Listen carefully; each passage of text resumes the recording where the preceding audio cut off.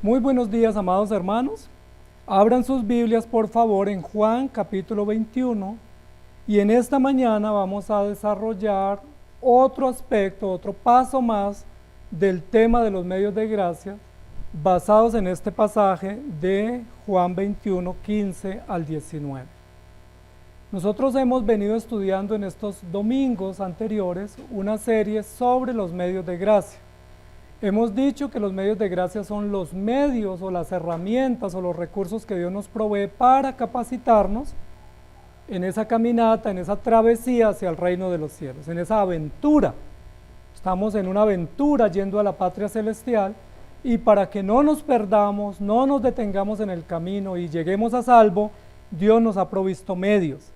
Si atendemos a esos medios, los ponemos en obra, los ponemos en acción, nos guiamos por ellos, con toda certeza no vamos a llegar mal a la patria celestial, sino que llegaremos oportunamente. Estamos usando un eslogan, ¿se acuerdan? Llega seguro a la meta quien sigue las instrucciones. Y hemos desarrollado ya 3 medios de gracia: la palabra, la oración y la iglesia. Y estamos en el 4.º medio de gracia, que es la disciplina. Y estamos en un medio de gracia que no nos gusta y es de lo que más necesitamos. ¿Sí? Es interesante que a veces lo que más necesitamos es lo que menos queremos. Esa es una reacción natural del ser humano. Por ejemplo, cuando se trata de buena alimentación, nosotros pensamos que la buena alimentación es la que nos sabe bien al paladar. Y si no nos sabe bien al paladar, la rechazamos. Pero sabemos por los nutricionistas y los médicos que la mejor alimentación es la que no sabe tan bien al paladar, pero le hace mejor al organismo. Y nosotros decimos, es que no me sabe bien. Yo prefiero la que me sabe bien. Y así hacemos con la disciplina. Preferimos obviar la disciplina porque consideramos que no nos es tan agradable. La semana pasada hablamos, en cuanto a la disciplina, que Dios por excelencia es el ser más disciplinado que existe. Entonces, cuando hablamos de disciplina, lo primero que debemos entender es quién es el autor de la disciplina. Y el autor de la disciplina es Dios. ¿Por qué Él puede ser autor de disciplina? Porque Él en sí mismo es disciplinado. Él es disciplina 100%. 100% garantizada la disciplina de nuestro Dios. No ha habido un día en que Dios se olvide de algo, o no cumpla sus metas, o sus tareas, o sus deberes, o su esencia como Dios, sino que Él cumple perfectamente. Y dice la Biblia, mientras la tierra permanezca, no cesará de, ¿cierto? Mientras haya vida aquí en este planeta, Dios no faltará. Ni una palabra cae a tierra, todo se cumple, todo lo ejecuta, todo lo hace a su tiempo, todo lo hace bien. Es decir, Dios es disciplina, 100%, disciplina pura. Eso es lo primero importante antes de entender el tema de la disciplina. Entonces, como Dios es disciplina, Él tiene el derecho de establecer disciplina, de indicarnos cuál es la disciplina adecuada y de formarnos en cuanto a la disciplina. Lo segundo que quiero que hablemos en esta mañana, que tiene que ver con el segundo tema relacionado con la disciplina, es cómo Jesús nos enseñó a impartir disciplina. Cuando hablamos de disciplina, nosotros nos inquietamos. Pero, amados hermanos, la disciplina es buenísima, porque la disciplina es la que nos prepara a nosotros para lograr objetivos. Si no tenemos disciplina en hábitos de vida, en horarios, en deberes, en compromisos, no vamos a poder lograr nada, aunque tengamos buenos anhelos. Sí, hay personas que tienen mucha indisciplina en su vida, en los hábitos de su comida, en los hábitos diarios, en los deberes diarios, y es imposible lograr metas si no tenemos disciplina. Si yo les preguntara a ustedes cómo han hecho para lograr algunas de sus metas, ustedes me van a decir que han sido logradas esas metas con disciplina. ¿Y qué implica esa disciplina? De pronto acostarse temprano, posiblemente levantarse temprano, quizás renunciar a algunas actividades o deberes que posiblemente quisiéramos disfrutar como descanso, o quedarnos en la cama hasta tarde, o trasnochar, y nosotros decimos, no, yo tengo una meta y la tengo que lograr, y para lograrla me toca ejercitarme en la disciplina. Poníamos el ejemplo la semana pasada de los deportistas. Todo deportista de alto rendimiento, para llegar a ese punto de su capacidad, es con mucha disciplina, pero estricta disciplina, en todo sentido. Si ese deportista estuviera trasnochando, fines de semana comiendo cualquier cosa, acostándose a cualquier hora, sin ningún tipo de disciplina, él no podría lograr absolutamente nada, ¿sí? Porque no tiene la disciplina. Entonces la disciplina es buena. Nosotros solemos asociar disciplina con castigo, y eso es un error, porque la disciplina bíblica tiene básicamente 3 momentos o 3 etapas, y la primera parte de la disciplina bíblica es formativa.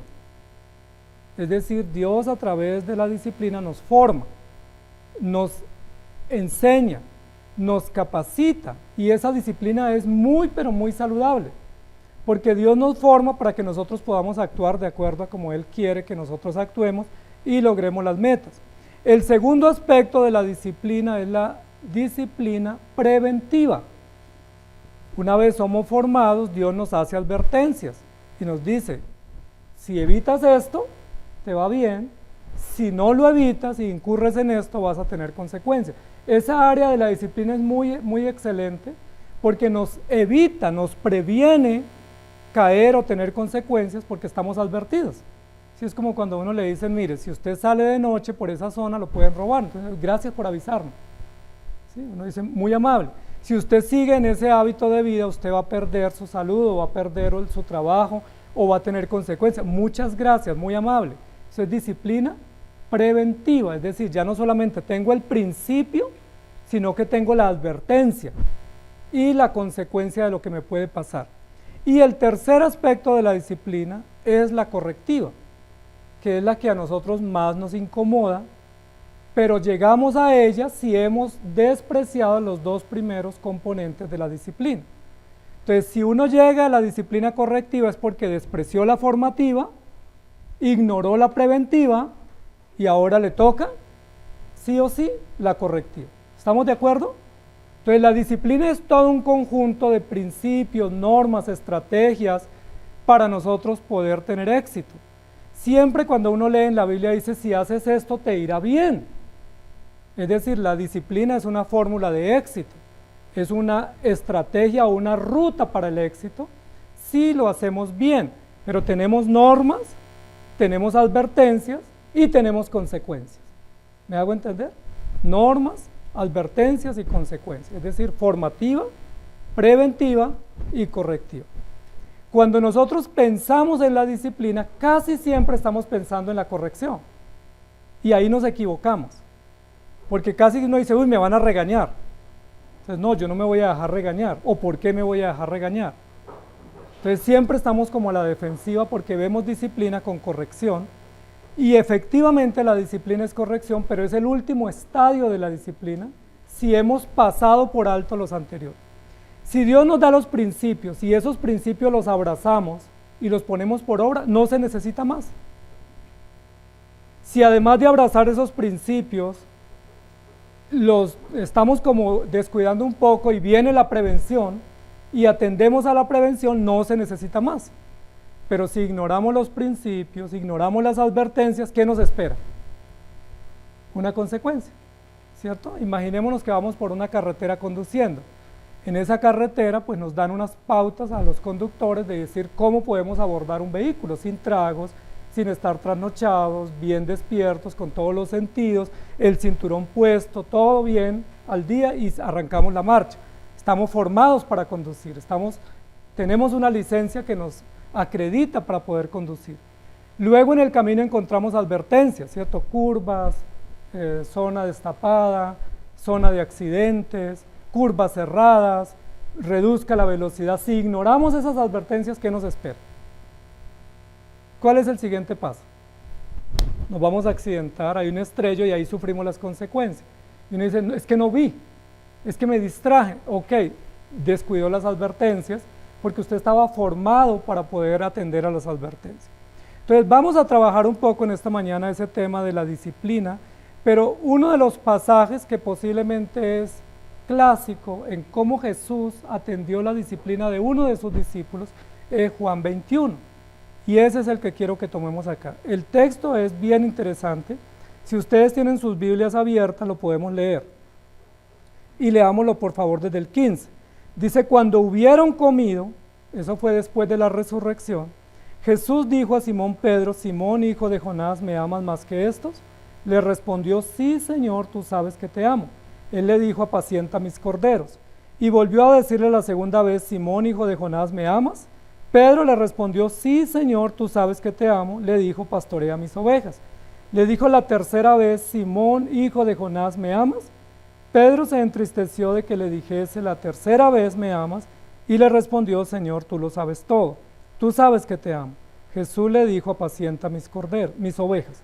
De cierto te digo, cuando eras más joven te ceñías e ibas a donde querías, mas cuando ya seas viejo extenderás tus manos y te ceñirá otro y te llevará a donde no quieras. Esto dijo dando a entender con qué muerte había de glorificar a Dios, y dicho esto añadió, sígueme. Amados hermanos, este es un relato muy interesante de la Escritura con el que se cierra el Evangelio de Juan. Y es interesante porque ese relato lo debieron haber narrado los 4 evangelistas, pero solo lo narra el evangelista Juan. Y parece ser que Juan de alguna manera está aludido acá y es como una especie de réplica para poder poner en escena lo que estaba aconteciendo. Recordamos quién fue Pedro, ¿cierto? Pedro fue uno de los discípulos líderes del grupo de discípulos. Fue uno de los pescadores que Jesús llamó cuando estaban en la empresa de pesca cerca de Nazaret o en Galilea, y fue uno de los que nos dejó grandes enseñanzas en la Escritura, no solamente por su vehemencia, su decisión, su determinación para seguir a Jesús, sino también por muchas salidas en falso. Pedro fue el que quedó evidenciado en muchas veces por salidas en falso, y ante esas salidas en falso, pues Jesús intervino y nos dejó enseñanzas maravillosas, y una de ellas es esta que tenemos acá. Una de las cosas muy comunes cada vez en esta sociedad de clichés es la expresión te quiero o te amo. ¿Alguien te ha dicho te quiero? ¿Te quiero mucho? ¿Cierto que nos dicen mucho? ¿Te quiero mucho? ¿Te amo? ¿Te quiero? Y nos mandan un corazoncito o un emoticón. Y eso es un halago bonito, ¿cierto? Es un halago muy bonito que alguien nos diga yo te quiero mucho o yo te amo. Agradecemos esos halagos. La pregunta es, ¿cómo yo sé que alguien me quiere? En realidad, porque mandar emoticones o corazones o expresiones es muy fácil, ¿sí? O llenar el chat de dibujitos es fácil. La pregunta es, ¿cómo yo sé que alguien me quiere o me ama? Supongo que ustedes ya tienen unos criterios. La pregunta es, ¿cómo Pedro sabía que amaba a Jesús? Porque recuerden que en este episodio la pregunta de apertura, de entrada para este relato es, Simón, hijo de Jonás, ¿me amas más que estos? Jesús se acerca a Pedro después de la resurrección con una pregunta. Y recordemos que Pedro había negado a Jesús, Jesús había quedado en la cruz, abandonado de sus discípulos, Jesús fue a la sepultura, Pedro ahora se presenta en esta cena, pero no habían solucionado el tema. Parece ser que Pedro dio por resuelto el tema con la resurrección, y como que Jesús estaba a la mesa presidiendo, y como que ya esto se solucionó, me miró, nos cruzamos miradas, no pasó nada, seguimos adelante, ¿cierto? Como a veces solemos solucionar los problemas, ¿cierto? Dejándolos pasar por alto. Pero Jesús se dirige a Pedro y le dice, Pedro, ¿me amas más que estos? ¿Cuál fue la respuesta de Pedro? Sí, Señor, tú lo sabes, tú sabes que te amo. La pregunta es, ¿cómo Pedro sabía que amaba a Jesús? Y yo quiero que nos concentremos en eso, porque yo sé qué quiero de los que me dicen que me aman, qué quiero recibir. Y yo puedo decir, si me dan esto, si me dedican tiempo, si están pendientes de mí, si hacen esto, pues me aman. Y ahí pues uno reduce el número de todas las personas que le mandan el mensaje, te quiero mucho, y uno dice, pues ese número se reduce a muy poquitos. Pero la pregunta es, ¿cómo yo sé que amo a otros? Porque Pedro en 3 oportunidades le dice a Jesús, Señor, tú sabes que te amo, o yo estoy seguro que te amo. Y mi pregunta para Pedro es, ¿cómo Pedro estaba tan seguro de ello? Porque estamos en un contexto de un proceso disciplinario y de un proceso correctivo y de un proceso restaurativo después de un pecado y de una falta gravísima que Pedro pudo haber evitado. Recuerden que Jesús en Mateo 4 y 5, en el Sermón del Monte, enseñó a sus discípulos a orar. ¿Se acuerdan que los discípulos le dijeron, Señor, enséñanos a orar? No sabemos si Pedro fue el que lideró esa consulta pública. Es probable porque Pedro era muy líder. Probablemente Pedro fue el que dijo, llevando la vocería del grupo, Señor, enséñanos a orar. Y Jesús les dijo, ok, cuando ustedes oren, oren de esta manera, y les enseñó a orar. Segundo paso, Jesús les dijo, velen y oren para que no entren en tentación. La carne es débil y el espíritu está dispuesto. Velen y oren. Advertencia, formación, Padre Nuestro, capítulo 4 y 5 de Mateo, y advertencia después cuando Jesús le dice, velen y oren para que no entren en tentación, porque Satanás os ha pedido para zarandearos, pero yo he rogado para que la fe de ustedes no falte. Jesús le advirtió a Pedro, le dijo, usted me va a negar. Y recuerden que dijo Pedro, si me fuese necesario morir, moriré por ti, pero yo, los demás no sé, pero de mí, esté seguro que no te voy a negar. Y el tercer paso es, Pedro, ¿me amas? Miren lo interesante, porque acá estamos en todo un proceso formativo, preventivo y correctivo. Y Jesús nos da el ejemplo. Primero enseñó a los discípulos a orar, después les advirtió de los riesgos si no oraban, y ahora tiene que ir a recoger a Pedro, que todavía presume que ama a Jesús. Por eso mi pregunta, ¿cómo Pedro sabe que ama a Jesús si ignoró la formación que Jesús le dio, despreció la advertencia que Jesús le hizo y ahora quiere pasar orondo después de la falta sin decirle, Señor, perdóname? No ha habido arrepentimiento en Pedro. Ha llorado 2 veces, pero es que llorar no significa nada. Uno puede llorar de remordimiento, de impotencia, de frustración, de vergüenza, de manipulación, pero no significa arrepentimiento. Pedro tenía que haberse arrepentido y no se arrepintió, y Jesús tiene que intervenir. Por eso la pregunta hoy es, ¿cómo sé que yo te amo? ¿Ustedes le han dicho al Señor te amo? Muy bien, ¿cómo ustedes saben que aman al Señor? O sea, ¿cómo ustedes pudieran decir, mire, por esto y por esto yo sé con evidencias, con hechos que yo amo a mi Señor y que puedo estar seguro de que le doy una respuesta justa de acuerdo a la verdad? Porque Pedro está desenfocado diciéndole, me ama. Recuerden que Jesús ya había dicho antes de la muerte, le había dicho a sus discípulos, el que me ama guarda mis mandamientos.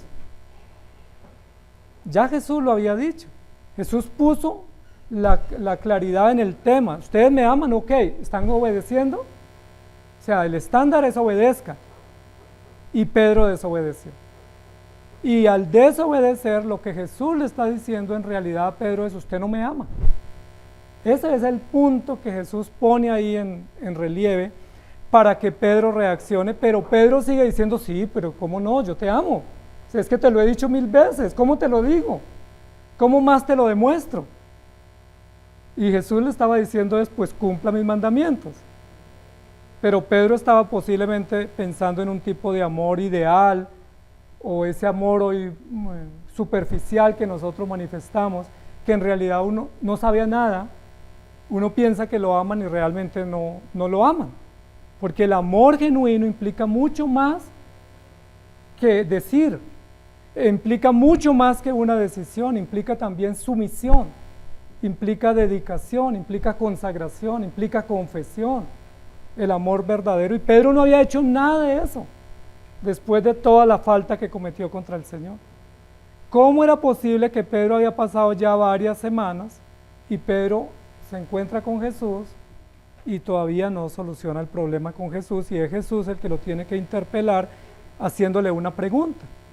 Ahora, es muy importante la forma como Jesús aborda a Pedro y le dice, Pedro, ¿me amas? ¿Por qué Jesús le pregunta a Pedro si lo amaba? ¿No había evidencias de amor? ¿No estaba seguro Jesús? ¿El amor de Pedro era falso o era aparente? Que Jesús le tiene que hacer una pregunta tan directa 3 veces. ¿Me amas? Ahora, ¿qué tiene que ver Pedro en esa escena con el amor a Jesús? Y ese es el primer aspecto de nuestra enseñanza, y es que la disciplina bíblica, la disciplina cristiana, la disciplina como medio de gracia, es un medio para honrar a Dios, o es un medio para vindicar el honor de Dios. Algo así lo que le está diciendo Jesús a Pedro, en otras palabras, es: ¿a ti te importa mi honor? Es decir, ¿tú has pensado en el honor mío por lo que tú hiciste contra mí? Es muy fácil deshonrar a alguien. Y recuerden que la pregunta del catecismo dice: ¿cómo puedo? O ¿cuál es el fin? Y la respuesta es glorificando a Dios. Y glorificar es darle el honor o la honra o la gloria que el Ser Supremo merece. Y la disciplina, que nosotros hemos pensado que es la corrección para un pecador, en realidad el primer aspecto de la disciplina tiene que ver con el honor de Dios. Es decir, si usted necesita disciplina, no la necesita porque se está portando mal. Si usted necesita disciplina, la necesita porque usted está deshonrando a Dios. Porque uno, a juicio de uno, se porta bien. Y a juicio de uno, uno siempre es el mejor. Y los hijos de uno siempre son los mejores, los demás son los difíciles. Y uno siempre se porta mejor que los demás. Pero Pedro, que posiblemente tenía un concepto propio muy alto y todavía persiste en decir que ama a Jesús, Jesús lo baja de la nube y le dice: usted no me ama, no guarda mis mandamientos, no le interesa mi honor, no se ha arrepentido para poder que mi nombre sea honrado y mi justicia vindicada, usted no me ama. No le dijo Jesús así, pero Jesús fue lo que le dijo. Y recuerden, los que estudian este texto con los originales o los raíces en el idioma griego, pues saben que este texto, cuando Jesús le pregunta a Pedro una cosa, Pedro le responde otra cosa. Es decir, Jesús le pregunta a Pedro: Pedro, ¿me amas? Que sería me agapeas, que es el amor ágape, el amor de entrega. Y Pedro le responde: Señor, tú sabes que yo te fileo, es decir, te quiero, no te agapeo, es decir, no estoy dispuesto a darlo todo por ti y a renunciar a todo por ti, sino simplemente tengo un amor de hermanos, de amigos, de compañeros, de colegas, de coequiperos, pero ese es un amor muy superficial y muy pasajero, que no es el amor verdadero. Y ahí uno comienza a entender por qué Pedro negó al Señor Jesús. Porque aunque Pedro tenía una buena resolución de obedecer al Señor, Pedro todavía su amor y su compromiso por Cristo no daba hasta el punto de entregar su vida por el Señor. Por eso él le dijo: Señor, tú sabes que yo te fileo, siempre tú eres mi amigo, tú eres mi fileo cercano, yo te fileo. Y Jesús le dice: no, ¿tú me agapeas? No, sí, yo te fileo, no, te estoy preguntando otra cosa. Por eso en el tercer lugar Jesús le pregunta: Pedro, ¿tú me fileas? Y Pedro dice: no, ya no, no hay derecho, porque entendió el punto que lo que Jesús le estaba diciendo es: no, tú me quieres, sino tú estarías dispuesto a morir por mí. O sea, tú estarías dispuesto a entregar tu vida por mí. Y Pedro no estaba hasta ese momento seguro y convencido de que el amor o el cariño que le tenía a Jesús le podía llevar hasta entregar su propia vida. Pedro decía: no, pues yo te puedo acompañar, puedo estar contigo, puedo ir a algún lugar contigo, pero ya dar la vida es otra cosa. Y Jesús era lo que le estaba pidiendo. Entonces, amados hermanos, ¿cómo yo sé que amo al Señor? Cuando me importa, me interesa el honor de Dios, más que mi propio honor. Recordemos que uno de los temas en la disciplina que Dios le puso a Job era porque Job tenía muy alto concepto de sí mismo. Y recuerden que Job se justifica diciendo que él era impecable, y el Señor le demuestra que no. Recuerden que la disciplina que el Señor le pone a Pedro, o que Pedro también tiene que sufrir, es porque Pedro tenía un altísimo concepto de sí mismo, demasiado. Y ese es uno de los énfasis que hace la sociedad hoy en día. Recuerden que la sociedad se construye bajo los autos, ¿sí? El autoestima, el autoconcepto, autopercepción, autoafirmación, todos los autos que son centrados en uno mismo, para poder uno pensar que si uno se ama mucho va a lograr cosas, y que si uno se quiere mucho va a lograr cosas, pero la Biblia lo que dice es, si tú amas mucho a Dios vas a lograr mucho, porque vas a disfrutar plenamente el amor que Dios te da, porque cuando yo me amo demasiado a mí mismo, termino no pudiendo amar a Dios. Simplemente lo quiero, le presto cariño, pero no lo voy a poder amar al punto de renunciar a mí mismo, porque ¿quién que se ama tanto renuncia a sí mismo? De hecho, el amor propio es no renuncies a ti. Eres muy importante tú, no renuncies a ti mismo, más bien que los demás renuncien en favor tuyo. Pero la Biblia no avala ese concepto, sino más bien, si tú quieres disfrutar del amor verdadero, que es el amor de Cristo, tienes que renunciar a ti mismo. Recuerden que Jesús lo dijo, el que no se niegue a sí mismo, no puede ser mi discípulo. Pedro había seguido a Jesús por 3 años por lo menos, y Pedro después de 3 años todavía no está convencido si ama a Jesús o no. Y esa es una excelente pregunta para nosotros hoy. Todo el recorrido que hemos hecho en la vida cristiana, la pregunta es, ¿cuánto podemos saber si amamos al Señor?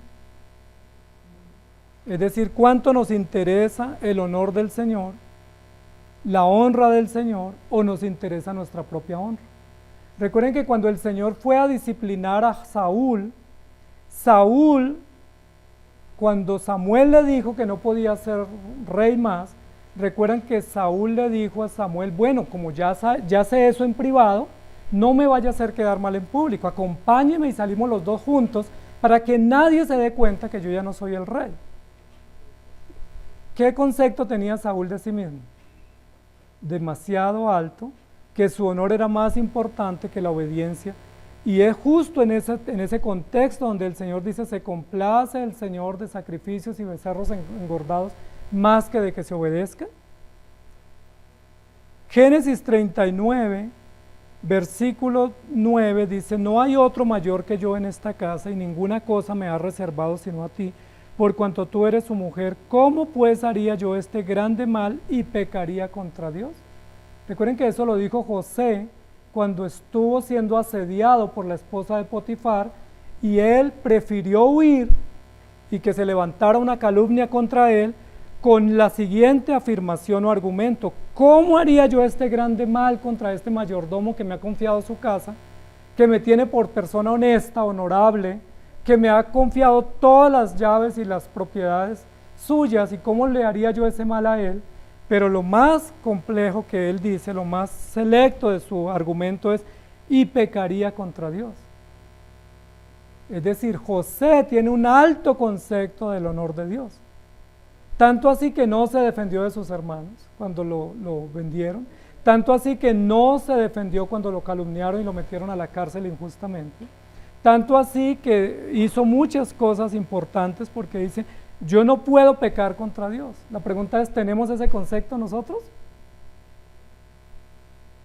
Porque si lo tenemos, ese es un buen aspecto de la disciplina, porque entendemos que lo más importante en la disciplina es el honor de Dios.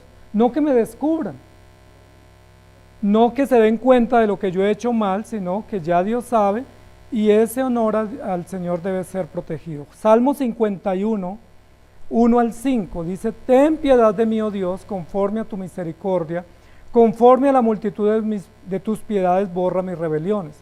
Lávame más y más de mi maldad y límpiame de mi pecado, porque yo reconozco mis rebeliones y mi pecado está siempre delante de mí. Contra ti solo he pecado y he hecho lo malo delante de tus ojos, para que seas reconocido justo en tu palabra y tenido por puro en tu juicio. He aquí en maldad he sido formado y en pecado me concibió mi madre. Este es el argumento que presenta David cuando es confrontado y está en un proceso de arrepentimiento, y el argumento es muy importante. La pregunta es, ¿Aplicó David este argumento en su corazón o lo hizo después de que fue descubierto? Recuerden que no lo hizo antes. O sea, sería mucho más válido, como lo hizo José, antes de decir, yo no voy a pecar contra Dios. No importa si levantan una calumnia contra mí. Yo voy a huir, aunque digan que yo intenté abusar de esta mujer, pero yo no voy a pecar contra Dios. David hizo lo contrario. David se saltó la formación, se saltó la advertencia y se quería saltar la corrección. Recuerden que estuvo en oculto por mucho tiempo intentando pasar la corrección y como que no ha pasado nada. Y cuando el profeta Natán lo confronta, entonces ahí sí expresa toda la teología que tenía. Ahí sale todo el libro de orden, la confesión de fe, los catecismos diciendo, Señor, yo soy pecador, tú sabes que yo nací así, ten misericordia porque pequé contra ti. Pero ¿por qué no lo hizo antes de ser expuesto? Aunque tiene valor esta confesión, porque es parte de la inspiración, en realidad tenía mucho más valor si lo hubiera hecho antes. O incluso cuando pecó, antes de ser expuesto en público, reconocer y saber y no tratar de ocultar o encubrir o borrar historiales. O sea, mucho lo tuvo que haber hecho, pero no lo hizo, sino que más bien dijo, matemos a Urías, tomó a Bexabe como mujer, no pasa nada, yo sigo reinando y sigo dando justicia, impartiendo justicia. Entonces noten, amados hermanos, que el primer aspecto de la disciplina no es el castigo que yo pueda recibir. Es decir, no me debiera importar en sí el castigo. Lo que me debiera importar es el honor de Dios, el nombre del Señor, la honra del Señor, porque Él es Dios y Él ya lo vio. Y si Él lo vio y yo lo sé, ya es público. Recuerden que la Escritura dice en muchos lugares que para cualquier proceso de justicia se requiere mínimo de 2 o 3 testigos para que esa decisión o esa sentencia tenga validez. Y Jesús en este caso de Juan 21, pues hay testigos allí que están observando, pero Él reitera 3 veces la misma pregunta, como afirmando un testimonio público y un argumento público para que Pedro todavía en la segunda o en la tercera intento pudiera reaccionar y decir, Señor, perdóneme, yo no te amo, porque si yo te amara, hubiera orado, si yo te amara, no te hubiera negado, y si yo te amara, una vez te negué, me hubiera arrepentido. Y por eso el Señor le reitera una y otra vez. Proverbios 27, 5 y 6. Mejor es reprensión manifiesta que amor oculto. Fieles son las heridas del que ama, pero importunos los besos del que aborrece. Mejor es reprensión manifiesta que amor oculto. Es importante eso que nos dice el proverbista, porque nos está diciendo que todos necesitamos ser reprendidos y que es mucho mejor que nos reprendan porque ese es un amor expresado, es decir, es una forma de amar. ¿Cómo yo sé que amo a alguien? Porque me interesa el bienestar de esa persona y puedo llamarle la atención, exhortarlo, acompañarlo, corregirlo también, y esa es la forma de saber que amo a alguien. ¿Cómo sé que amo al Señor? Porque me interesa mucho su honor, y no su honor aparente, no para que la puesta en escena quede bien, sino porque yo sé que Dios sabe lo que yo soy. ¿Para qué pretendo ocultar? O sea, ¿qué hizo David intentando ocultar de un Dios que todo lo ve? Luego en las clases de teología a David no le habían enseñado que Dios es omnisciente. Los capítulos anteriores describen que David sabía eso, que Dios es omnisciente, que es omnipresente, que es omnipotente, que todo lo ve, que todo lo sabe, que escudriña los corazones. Entonces, ¿por qué David oculta y piensa que ya todo se saldó y que no hay problema? Es decir, David es un gran ejemplo de un hombre que, aunque teme a Dios, al igual que Pedro, no le ha importado como debiera importarle el honor del Señor.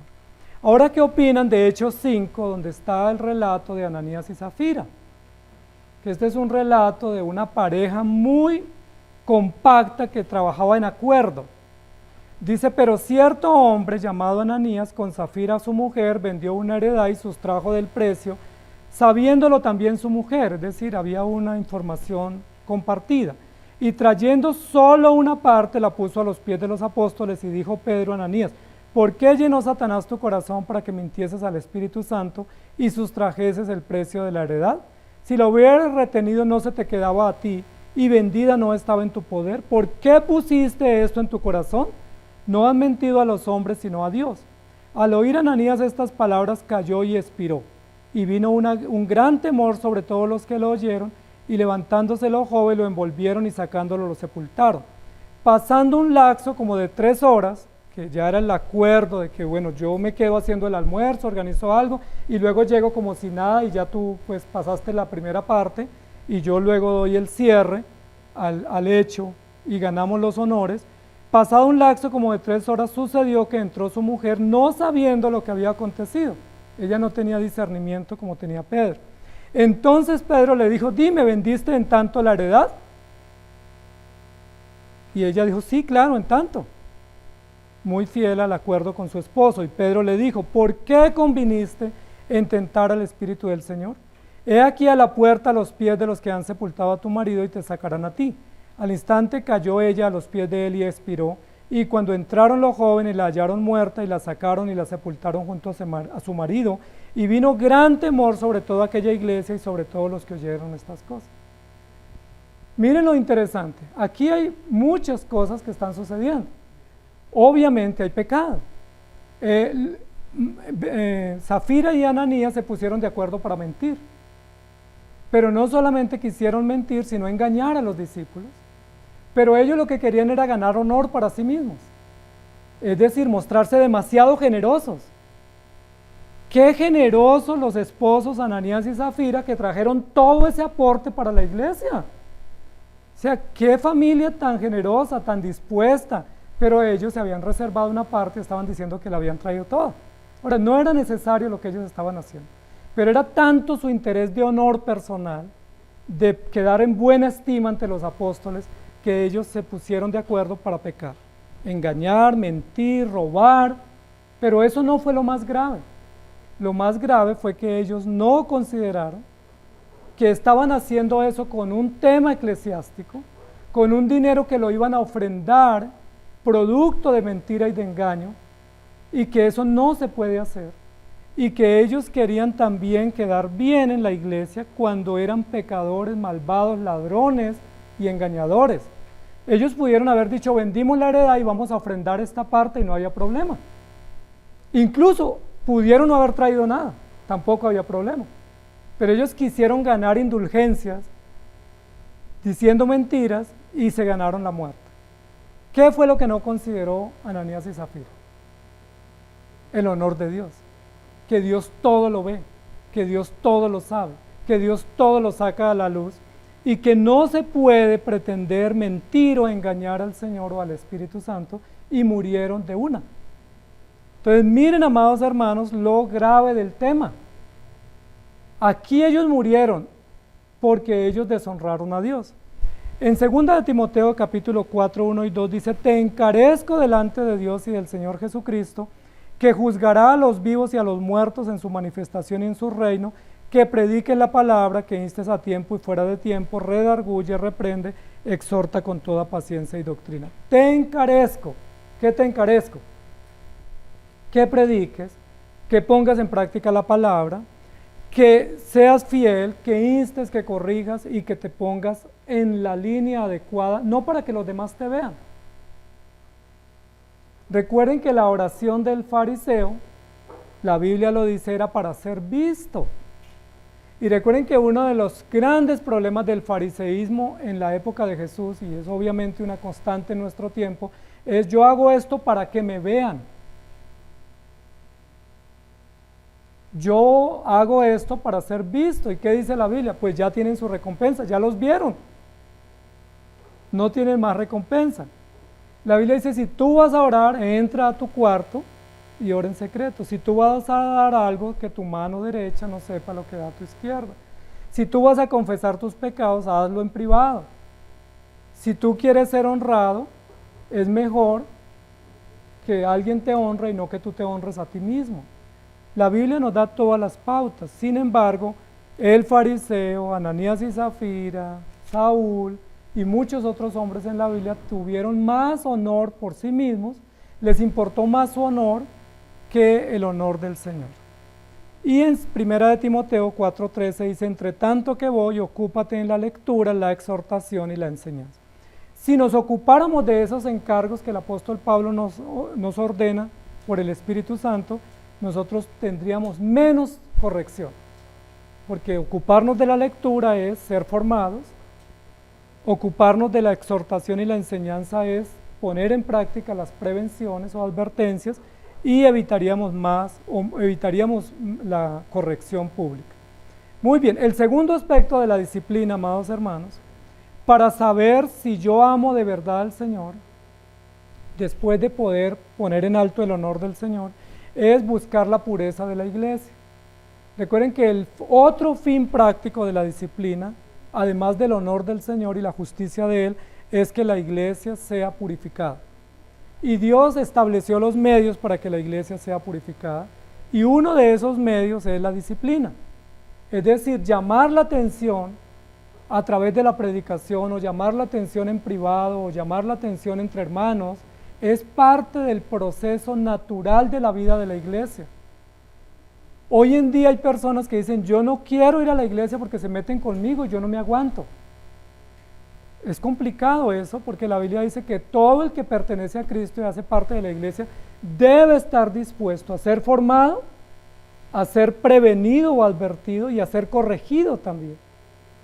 Y la Biblia habla de corrección en privada, de correcciones metodológicas con 2 o 3 testigos, de una segunda y tercera oportunidad, pero también habla de corrección en público. O sea, todos esos aspectos son integrales en la disciplina y debemos abrazarlos con solicitud porque hacen parte del proceso de Dios para llevarnos seguros a la meta. Recuerden que hemos dicho que llega seguro a la meta quien sigue las instrucciones, y una instrucción de muchas es la disciplina, que es un acto de amor, pero también una función natural que tiene la iglesia y que tenemos todos porque todos velamos unos por otros. No es función solamente de los ancianos y pastores, es función de todos los creyentes velar unos por otros y llamarnos a la atención mutuamente en amor y estimularnos en amor y animarnos y consolarnos y edificarnos mutuamente. Es una función pública. Entonces, si amamos al Señor, tenemos que amar la iglesia. ¿Y cómo queremos que esté nuestra iglesia? ¿Cómo les gusta a ustedes su casa? ¿Cómo quieren tener su casa? Limpia, con buen olor, buena fragancia, ordenada, atractiva, agradable, porque es nuestra casa y queremos no solamente estar bien, sino si alguien nos visita, pues que vea el buen ambiente en el cual nosotros vivimos. ¿Cómo debe estar nuestra iglesia, amados hermanos? De la misma manera, no solamente en términos de la logística, sino en términos de la comunión y la hermandad y la fraternidad. Debemos procurar, dice la Biblia, estar unidos, estar en paz, amarnos, perdonarnos, ayudarnos y corregirnos mutuamente. ¿Lo dice la Escritura? Entonces la disciplina es parte del proceso formativo, preventivo, para que no lleguemos a la corrección en cuanto al tema de la pureza de la iglesia. ¿Por qué Ananías y Zafira murieron tan fulminantemente en ese episodio? Porque ellos no solamente deshonraron a Dios, porque todo pecado es deshonra contra Dios, sino que también deshonraron la iglesia. Uno deshonra a Dios con sus pecados, pero es que ellos se atrevieron a más. Ellos dijeron, pues pongámonos de acuerdo, yo llego primero, usted llega 3 horas después, y vamos a decir esto y quedamos como reyes, deshonrando la iglesia y deshonrando la sabiduría y la autoridad y el discernimiento de los apóstoles, como diciendo, nadie se va a enterar. ¿Quién se va a enterar que dijimos mentiras? ¿Quién se va a enterar que estamos cometiendo un fraude, un soborno, un engaño público? ¿Quién se va a enterar que nosotros estamos queriendo mostrar y ganar honor? Cuando Judas dijo, esto mejor se hubiera vendido, dice la Biblia, Judas no estaba pensando en los pobres, él nunca pensó en los pobres, era ladrón. ¿Quién dijo que un ladrón pensaba en los pobres? Él pensaba era dónde hay una buena bolsa para yo poder sacar una tajada y me beneficio en nombre de los pobres. Es decir, los usaba y como dicen hoy, los instrumentalizaba para su propia perdición. Eso hizo Ananías y Zafira. Nadie se va a dar cuenta. Y posiblemente Pedro también está pensando, yo aquí paso de agache, porque ya Jesús murió, ya resucitó, ya está con nosotros, qué felicidad, acabamos de comer juntos, no pasó nada. ¿Se acuerdan lo que pasaba cuando el papá le advertía a uno una disciplina a la mamá? Y uno se iba y decían, arreglamos. Y cuando uno llegaba, ¿cómo llegaba uno? Así como con miedito, como disimulado, como que entraba pasito, se acomodaba, y cuando uno veía que ya lo invitaban al comedor y todo estaba en la mesa, uno dice, ya no pasó nada. Sí, o cuando dicen, bueno, vamos a dormir, ya me la gané. Si esta la evadí. Posiblemente Pedro está pensando eso, porque ya no es el primer encuentro que Pedro ha tenido con Jesús, ha tenido varios después de la resurrección, pero ahora en este Jesús lo aborda y le dice, Pedro, ¿me amas? Pero ¿me amas más que estos? Es decir, ¿estás dispuesto a dar tu vida por mí? Y Pedro le dijo, Señor, yo te quiero mucho, yo hasta quererte sí, pero amarte no alcanzo. Entonces Jesús le dice, bueno, ¿realmente me quieres? Porque si me quieres también tendrías que hacer cosas por mí. Y es muy importante, amados hermanos, porque Pedro perdió la prueba en este episodio. Como siempre perdemos todos cuando Dios nos confronta. No hay ninguno que se enfrente a Dios, a su justicia o a su corrección, que salga victorioso. Todos tenemos que salir perdiendo, diciendo, Señor, tienes razón, me vuelvo en silicio y en ceniza, como dijo David y dijo Job, me arrepiento de mis pecados. Romanos 16, 17 dice, mas os ruego, hermanos, que os fijéis en los que causan divisiones y tropiezos en contra de la doctrina que vosotros habéis aprendido y que os apartéis de ellos. Aquí hay todo un proceso metodológico de disciplina para conservar la pureza de la iglesia. Primera de Tesalonicenses 5:14, también os rogamos, hermanos, que amonestéis a los ociosos, que alentéis a los de poco ánimo, que sostengáis a los débiles y que seáis pacientes para con todos. Instrucciones para conservar la unidad y la pureza en la iglesia. ¿Hay alguien que causa divisiones? Hay que tomar medidas. ¿Hay alguien ocioso? Hay que tomar medidas. ¿Hay alguien chismoso? ¿O hay alguien que es complicado o conflictivo? Hay que tomar medidas porque hay que conservar la unidad y la pureza de la iglesia. Ahora, no la conservamos porque a nosotros nos interese, la conservamos porque ese es el plan de Dios. Esa es una discusión hoy en día porque la sociedad perversa dice, bueno, si yo voy a la iglesia yo puedo ir como yo quiera y me tienen que respetar, me tienen que admitir como yo quiera ir y presentarme en la iglesia. Y nosotros como creyentes que entendemos estos principios decimos, un momento, usted puede venir, pero no puede ni quedarse ni permanecer como usted quiera. Si usted se va a quedar en la iglesia y va a permanecer en la iglesia, usted tiene que tomar acciones de arrepentimiento y dar frutos de cambio, porque de lo contrario no puede permanecer. Entonces la gente dice, pero luego la iglesia no es la comunidad del amor y acoge a todos y tolera a todos. La respuesta es no. La respuesta es la iglesia es la comunidad del amor, pero no del amor nuestro, sino del amor de Cristo, que pone orden en la casa y que establece principios y que da sentencias. Segunda de Tesalonicenses 3, 14 y 15 dice, si alguno no obedece a lo que decimos por medio de esta carta, a este señaladlo, y no juntéis con él para que se avergüence, mas no lo tengáis por enemigo, sino amonestadle como hermano. Entonces noten, amados hermanos, que hay muchos textos en la Escritura que nos dicen la disciplina en los tres aspectos es para conservar la unidad y la pureza de la iglesia. Primera de Timoteo 6, 3 y 4. Si alguno enseña otra cosa y no se conforma a las sanas palabras de nuestro Señor Jesucristo y a la doctrina que es conforme a la piedad, está envanecido, nada sabe y delira acerca de cuestiones y contiendas de palabras, de las cuales nacen envidias, pleitos, blasfemias y malas sospechas. Pues noten, amados hermanos, que sí hay instrucciones. Como iglesia, todos como miembros de la iglesia, en cabeza de los oficiales de la iglesia, podemos y tenemos el derecho de preservar la unidad de la iglesia y la pureza de la iglesia a través de la palabra para dar honor al Señor en la vida de la iglesia. Si la iglesia no se cuida y no cuidamos la pureza y la unidad de la iglesia, ¿en qué quedamos? ¿Recuerdan lo que Jesús dijo de su templo cuando Él entró antes de la muerte? Dijo, ustedes lo volvieron una casa de mercado, una cueva de ladrones. Y eso pues es lamentable. Y recuerden que Juan, que es el que está escribiendo aquí en Apocalipsis, en las primeras iglesias, dice que una de esas iglesias era una sinagoga de Satanás. Imagínense cómo sería esa iglesia. Nosotros tenemos la disciplina como una herramienta, pero aquí lo que nos está diciendo la Biblia es disciplínate tú para que puedas vivir disciplinadamente, y si tú puedes vivir disciplinadamente, puedes ayudar a los que están fuera del orden de la disciplina. Luego en 1 Corintios 5, 6 y 7 dice, no es buena vuestra jactancia. ¿No sabéis que un poco de levadura leuda toda la masa? Limpiaos pues de la vieja levadura para que seáis nueva masa, sin levadura como sois, porque nuestra Pascua, que es Cristo, ya fue sacrificada por nosotros.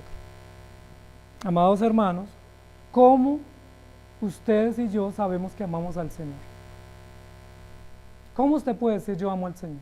¿Le interesa el honor del Señor más que su propio honor? ¿Le interesa más lo que digan de Cristo que lo que digan de usted? ¿O su estima y su honor y su reputación está por encima y la de Dios, pues que se defienda a Él? ¿Le interesa la pureza de esta iglesia donde usted es miembro y usted juró ser parte y cuidar y preservar el orden y la convivencia en la iglesia? ¿Le interesa que esta iglesia esté unida, se santifique y crezca? Si es así, vamos bien. Si no es así, nos falta tomar en cuenta seriamente que ese es un aspecto, porque yo no puedo decir amo a Dios y desprecio a la iglesia, porque es que la iglesia es el cuerpo de Cristo y todos somos miembros de la iglesia o de la comunidad cristiana. Y el tercer aspecto para saber si amo al Señor es si ayudo a restaurar o a levantar al pecador. Es decir, si tengo la empatía, la compasión, la disposición de ayudar al que cae o al que peca o al que causa escándalo público. Porque los fariseos, recuerden, que eran muy buenos para guardar la apariencia, pero cuando alguien pecaba, ¿se acuerdan qué hacían los fariseos? Se escandalizaban y ponían el grito en el cielo, y eso hacían corrillo público diciendo, pero miren, usted no se enteró, no hay derecho. ¿Y qué dice Jesús? Ustedes son peores. El cristiano verdadero que entiende la disciplina sabe que es pecador y sabe que si está en pie es por la gracia del Señor, y sabe que si alguien cae, el deber natural que yo tengo como hermano mayor o menor o hermano que está firme en este momento es sostener al débil y ayudar al que ha caído, levantar. Esa es la tarea nuestra, no escandalizarnos, no generar más daño del que ya hay, sino ayudar al hermano.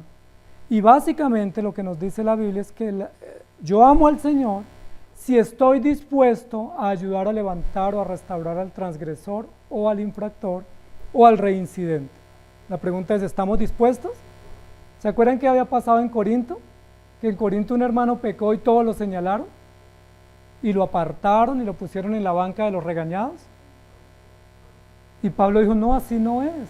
O sea, el amor no es señalar, el amor no es juzgar, el amor es ayudar, levantar, restaurar y consolar y poder volver a la comunidad aquel que ha caído.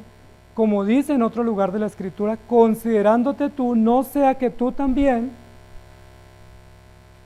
Mire que eso le faltó a David. Cuando a David le trajeron un caso emblemático y le dicen sucedió esto y usted rey, ¿qué opina? Dios se debe pagar 4 veces. A David le faltó considerarse, porque ese era él, y tener en cuenta que eso le podía pesar muy duro sobre sus hombros. ¿Cómo respondió Pedro a Jesús? Señor, tú sabes que te quiero. No le alcanzó para más. La pregunta es, ¿le alcanza a usted para más? ¿O solamente quiere al Señor y le gusta venir de vez en cuando y le agrada algunas cosas, pero estaría dispuesto a dar la vida por la causa del Señor?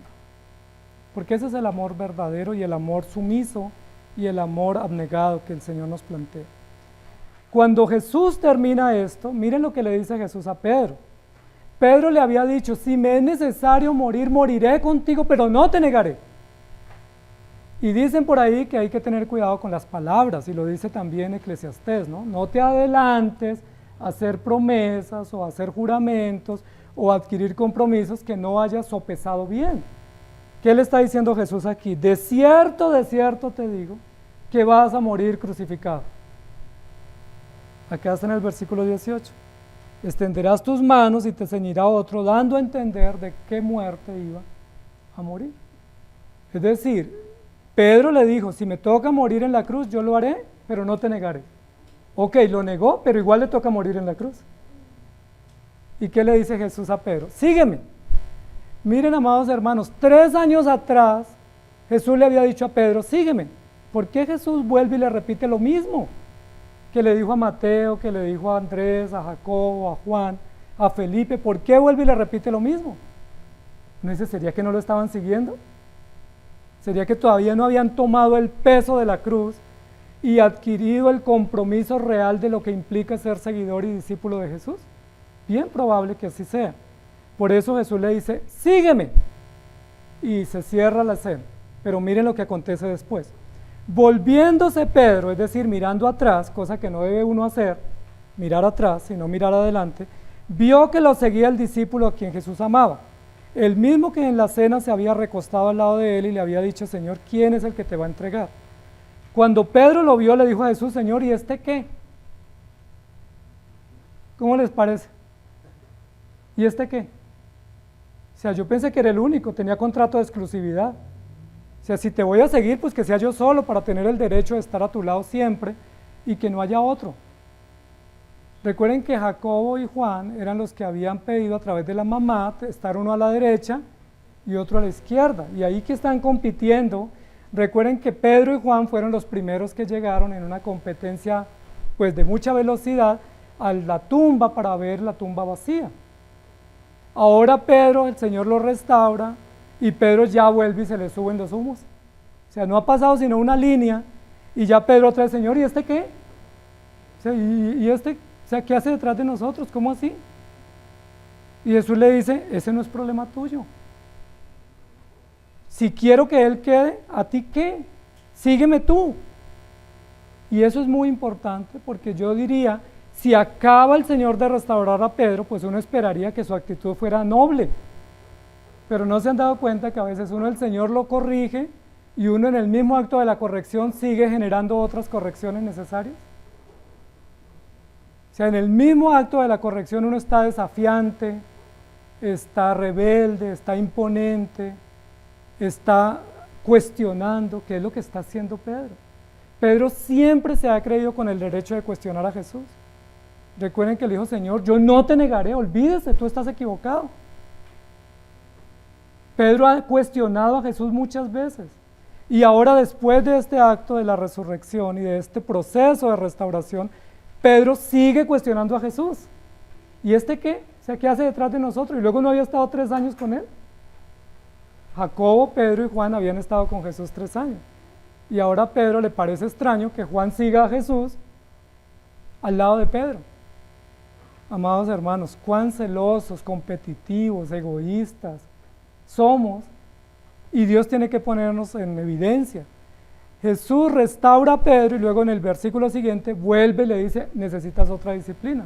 Ese no es tu problema. ¿Quién me sigue? No es tu problema. ¿A quién yo dejo que esté conmigo? No es mi problema. Tú sígueme. Si quiero que él quede hasta que yo venga, ¿a ti qué? Eso en castizo es diferente, ¿cierto? Pero es ¿a ti qué? O sea, ¿cuál problema? O sea, algo así como no te entrometas en lo mío, o sea, me vas a dar sugerencias. Si solo me quieres y me vas a dar sugerencias, por lo menos que me ames. Y esto es importante, amados hermanos, para mostrar lo frágiles que somos. Porque, amados hermanos, nosotros también decimos que amamos al Señor, pero a la hora de la verdad nos amamos más a nosotros mismos. Pedro acaba de ser restaurado en un proceso extraordinario de compasión y de modelo de intervención y vuelve e incurre en otro acto de segregación, de cuestionamiento y de competencia e incluso de egoísmo contra su propio compañero que es Juan, diciéndole, Señor, ¿y este qué hace acá? Amados hermanos, ¿cuánto amas tú al Señor? ¿Amas tanto a Jesús como que te importe más el honor de Dios que tu propio honor? ¿Que te importe más lo que digan del Señor que lo que digan de ti?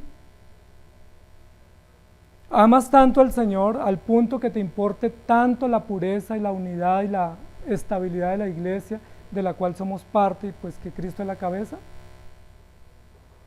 ¿Amas tanto al Señor al punto de tener la actitud correcta contra tu hermano y no señalarlo como Pedro está señalando a su propio compañero y colega, diciendo como, bueno, ¿y este por qué va detrás de nosotros? Pues es que todos los que seguimos a Cristo tenemos que ir detrás de Él. Todos tenemos que ir junto a Jesús y en compañía unos con otros, y eso implica que Pedro ni le importaba el honor de Jesús, por eso lo negó, ni le importaba la unidad de la iglesia, porque estaba ocultando su pecado durante estas semanas, tampoco le importaba estar al lado de su hermano que necesitaba, que era Juan, sino que como que, bueno, pues yo quiero un contrato de exclusividad. A veces uno quisiera tener una iglesia para uno solo, porque no tolera a los demás. Pero la Biblia dice tenemos que todos aprender a compartir, todos aprender a convivir porque somos piedras vivas, somos labranzas, somos edificios, somos templo y necesitamos la gracia del Señor. Primera de Timoteo 1:15 y 18 al 20 dice, palabra fiel y digna de ser recibida por todos, que Cristo vino al mundo para salvar a los pecadores de los cuales yo soy el primero. Este mandamiento te encargo, que milites la buena milicia manteniendo la fe y la buena conciencia, desechando la cual naufragaron algunos en la fe, de los cuales son Himeneo y Alejandro, a quienes entregué a Satanás para que aprendan a no blasfemar. Gálatas 6:1, hermanos, si alguno fuere sorprendido en alguna falta, vosotros que sois espirituales, restauradle con espíritu de mansedumbre, considerándote a ti no sea que tú también seas tentado. Y otro texto para cerrar, Colosenses 3:12 y 14, vestidos pues como escogidos de Dios, santos y amados de entrañable misericordia, de benignidad, de humildad, de mansedumbre, de paciencia, soportándoos unos a otros y perdonándoos unos a otros, si alguno tuviere queja contra otro, de la manera que Cristo os perdonó, así también hacedlo vosotros, y sobre todas estas cosas vestidos de amor, que es el vínculo perfecto. ¿Cómo estamos, amados hermanos? ¿Pasamos la prueba? ¿O nos toca recuperar? Que el Señor nos ayude, porque el amor de Él es seguro para nosotros 100%, pero nuestra correspondencia o reciprocidad para Él está en entredicho.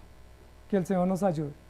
Señor, gracias te damos por tu palabra, por disciplinarnos hoy a través de principios, de normas, de enseñanzas, de pautas, por enseñarnos que tú lo que quieres es revelarnos que tú eres disciplinado y enseñarnos a nosotros a ser disciplinados, es decir, tener hábitos de lectura, hábitos frecuentes de oración, hábitos de unidad, de perdón, de compasión, porque si eso hacemos y tenemos, vamos a evitar tener que recibir corrección o castigo. Pero si es necesario el castigo público o privado, también lo agradecemos, porque estábamos leyendo en tu palabra que es santa, que es mejor el amor manifiesto a través de la corrección que el amor oculto o cómplice. Ayúdanos, Señor, porque todos te hemos dicho que te amamos como Pedro, pero cuando tú nos pones contra las cuerdas, nos damos cuenta que nos amamos más a nosotros y queremos es quedar bien contigo.